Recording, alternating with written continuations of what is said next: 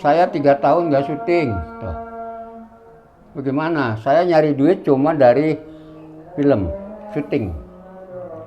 Nggak jadi, saya nggak kerja, nggak dagang. Tuh.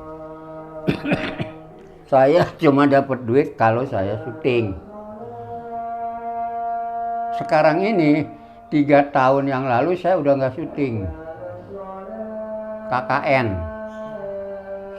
bagian 2 tuh, KKN 2 itu syutingnya 2023, kelar tayang kemarin lebaran tuh.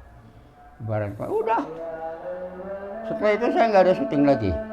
Ada yang ajak, Sally ngajak saya, Sally Marcelina, bang bantuin gua. Bantuin ngapain? Syuting bang, gua ada peran lu, bla bla bla bla. Sel, adegan gua ngapain? Peran gua apa? Maaf, gua nggak bisa, saya kalau berat-berat, gua ini lagi sakit. Jujur saya, kalau gua ambil peran lu yang berat, ntar yang susah kru lu juga ribet layanin gua. Emang mau layanin orang sakit, orang syuting? Mendingan jangan pakai gua, pakai orang lain. Ntar gua sehat, gua mau. Gitu. Karena kalau sekarang kayaknya bakalan nyusahin kru lu deh. Berapa orang tuh kru lu tuh? Bakalan kesel semua tuh gara-gara gua. Saya bilang gitu, nggak mau gua. Gua ini sakit. Tuh gitu. Sakitnya juga padahal karena film juga. Beneran. Saya sakit karena film. Film horor. Ya. 80% adegan malam. Ya. Hampir setiap scene itu pakai asap. Pakai apa dry, apa namanya? Asap. Smoke gun. Nah, hampir setiap scene itu pakai smoke gun. Smoke gunnya gila-gilaan. Smoke gun 4 tuh pakai smoke. Beneran. Nggak satu-satu. Tahu sendiri MD kalau udah kerja. Jadi setiap hari, boleh dibilang hampir setiap malam saya syuting. Itu bergaul sama asap-asap itu loh. Nah, itu yang saya pikir kehisap sama saya. Karena saya satu judul 40 hari syuting. Siang malam. 40 hari itu kehisap itu smoke gun. Nah, akhirnya saya sakit di sana. Sakit di sana. 3 hari saya masuk rumah sakit Jogja. Ya. 3 hari kemudian saya diizinin pulang. Dan diizinin saya syuting lagi. Pulanglah saya balik ke hotel. Syuting lagi, masuk lokasi. Sampai film itu kelar. Kelar pengambilan gambar ya. Kelar syuting. Kan pulang semua ke Jakarta kan. Habis selesai gitu kan. Pulang semua Jakarta. Saya juga pulang.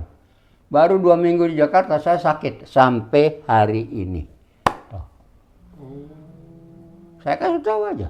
Saya nggak tahu, maaf ya Pak Produser ya. Nggak salah film. Nggak salah Bapak. Ya. Yang salah saya. Nah, jadi jangan marah ya sama saya. Benar. Ada penyesalan mungkin. Lah iya, siapa yang mau disalahin coba? Bapak ini kambuhan Pak, mah apa? Asma. Apa sakitnya saya? Asma. Asmanya Bapak ini kambuhan. Kata dokter. Terus saya nginget-nginget kapan saya pernah kena asma.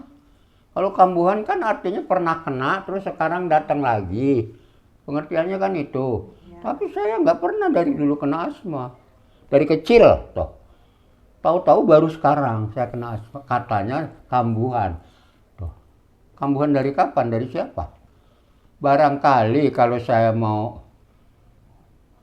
apa ya? Mau ya berusaha bijak deh. Mungkin kali gitu. Saya dari bapak Karena bapak saya meninggalnya karena sakit artinya paru-parunya terganggu. Apa asma? Kan belum tentu. Pada waktu itu gitu loh. Memang meninggalnya karena paru-parunya terganggu. Tapi apa itu asma yang bapak anut sampai ke bawah sekarang ke saya? Saya kan nggak tahu jelas. Udah meninggal berapa puluh tahun yang lalu. Jadi saya ini bingung mau dibilang asma kambuhan. Iya aja deh, karena yang ngomong dokter. Tapi saya sendiri nggak yakin.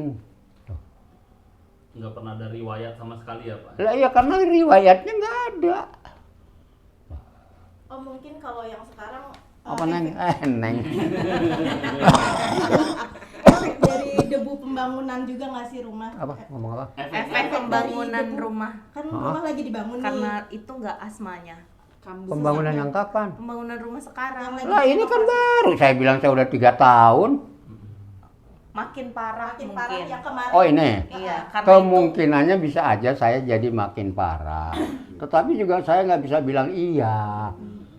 Saya nggak bisa bilang iya. Gitu. Apa hubungannya sih rumah rubuh sama paru-paru saya? Mungkin debunya Kan kali debunya, Om. debu. Iya, bener. Tapi kan baru 1-2 hari ini. Kan tadinya nggak apa-apa rumah saya. Saya tidur aman.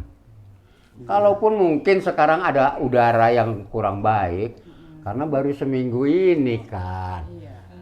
Saya kan minggu-minggu kemarin memang udah kena. Jangan nyalain rumah atau apa. Nggak ada hubungannya itu kalau saya ya. Karena kotor udaranya. Ya baru kan. Emang saya sakit baru kan tadi saya ceritain 3 tahun yang lalu saya udah kena. Sampai masuk opnam di rumah sakit Jogja tuh. Kayak gitu saya takut gitu nyalain sembarangan. Yang jelas itu tadi kronologisnya saya udah cerita tuh. Ya. Saya syuting film horor. Yang namanya film horor, apalagi yang horor ini ya KKN, itu 80 bahkan lebih adegannya malam.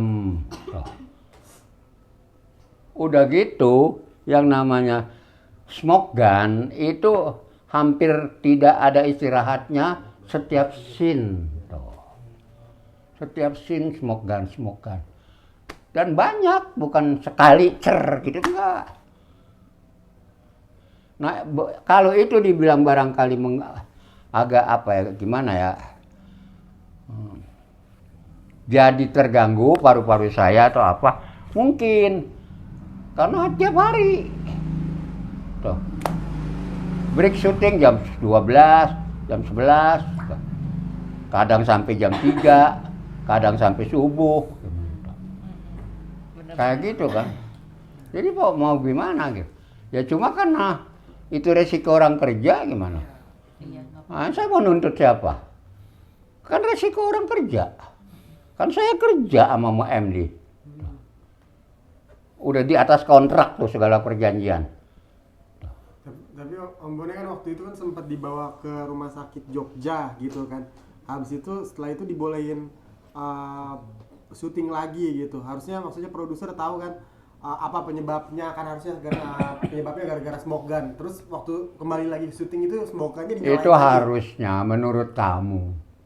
Saya juga pengennya begitu. Kalau kamu yang jadi produser gimana? Kita balik sekarang. Saya disuruh pulang aja udah girang banget tuh produser. Artinya film bisa lanjut, iya kan? Coba kalau dia bilang, Bang Bone nggak bisa syuting lagi nih. Parah. Mau apa? Film udah jalan setengah. Udah berapa ratus juta itu keluar. Apa mesti digunting? Nyalain orang lagi kan? Nggak boleh. Om Bone. Om, terkait memperbaiki rumah nih. Tadi kan katanya urunan teman-teman ya. Urunan patungan teman-teman. Nah, katanya Raffi Ahmad juga mau nyumbang. Bener nggak sih? Siapa? Raffi Ahmad. Sudah ada omongan belum Om? Kalau omongannya bukan mungkin. Kalau omongannya iya, siapapun mau bantu. Siapapun teman saya. termasuk Persik deh. Bang tenang bang ya, insya Allah gua ada rezeki. Tuh kan artinya mau bantu dong. Saya narik kesimpulan kayak gitu. Termasuk Opi, tuh, Kumis. Bang gua datang bang besok. Tuh, tapi hari ini enggak.